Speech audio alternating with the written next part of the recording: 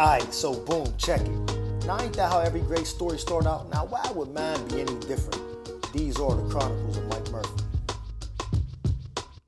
These are the Chronicles of Mike Murphy with your narrator, comedian Mike Murphy. In this episode, I'm going to take y'all back to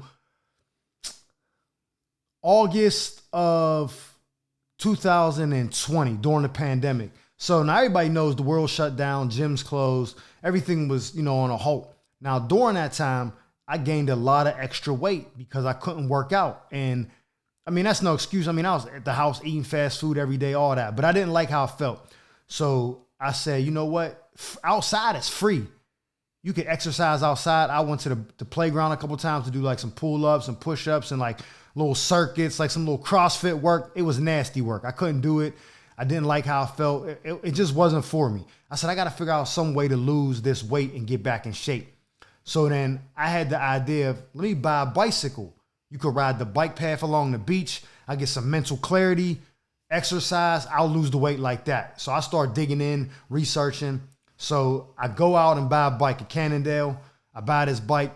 I like the bike. It's clean. I haven't rode a bike in so long, so I'm getting used to it.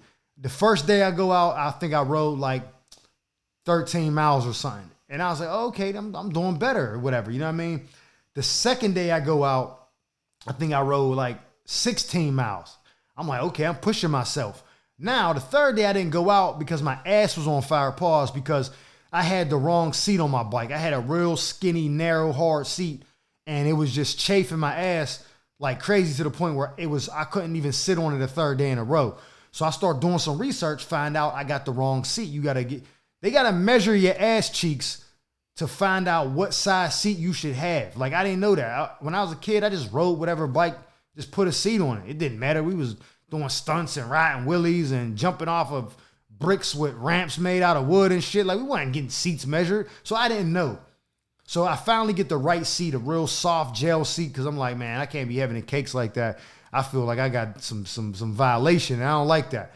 So day 4, I go out to ride the bike again. But what happened was I didn't stick to my normal routine, and I slept in too much. And then when I woke up, I kind of got off track or whatever. And so then I'm talking to my ex at the time, and she's recommending that I go to buy an Apple Watch to track my calories. So I run to Target, grab me an Apple Watch. Now it's delaying my time even more. All this is important to the story. So when I finally go ride on day 4, I go out so late that the sun starts to set. Now I ride, and I'm riding so far that I'm like, shit, let me go a little bit more. I feel good. And my boys back home, my man Tone and my man Frog, they had just did 20 miles like the day before. So now I'm trying to match them because at this point I only done 16. So instead of just turning around like, oh, it's going to get dark soon, I keep going. Then I turn around and I'm coming back. Now it's pitch black on this beach path. And I don't have no lights on a bike or none of that because I'm new to this. I don't know you need all this extra shit. I thought I was just going to ride and get my fat ass in shape. So as I'm riding on the bike path, a couple people, they just oblivious. They just walking in the way. Like, I hate people that just wander around this earth aimlessly. Like, they don't pay attention to nothing. Stay alert, stay alive, man. Pay attention to your surroundings. I hate that shit. So some dude kind of like cut me off a little bit at one point on accident. And I'm like, yo, man, god damn, bruh. And then I'm coming around the bend, and these 2 chicks, they're walking in front of me. Now, the bike path is just like any other street in America. The right lane goes forward, the left lane is coming the other way. It's no different. So as I'm riding, they're both in the right lane. I'm just going to go around them. I'm not going to slow down.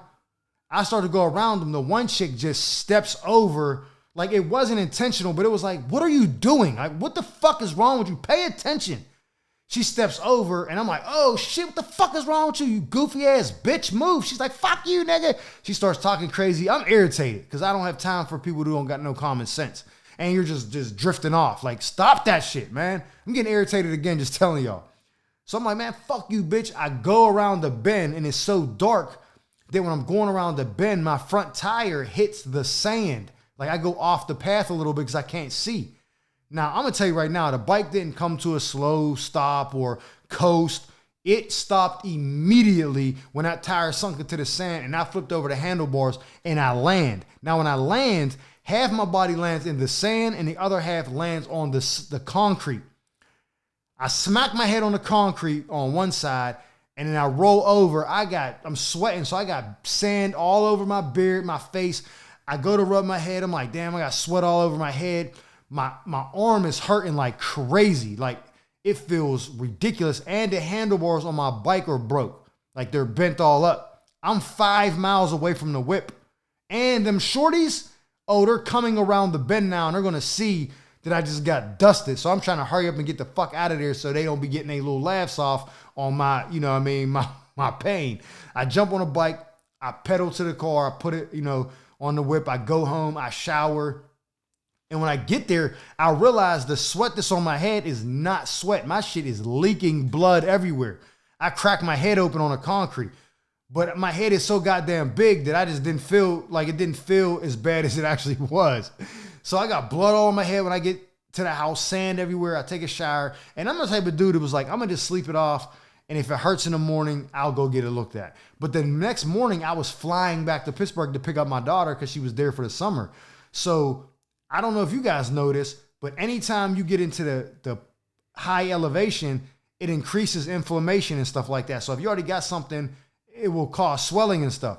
So I wake up, I get right on a plane with the elbow messed up, go real high up in the sky, and when I land, I'm in such pain that I get a ride straight to the hospital because I can't do it no more.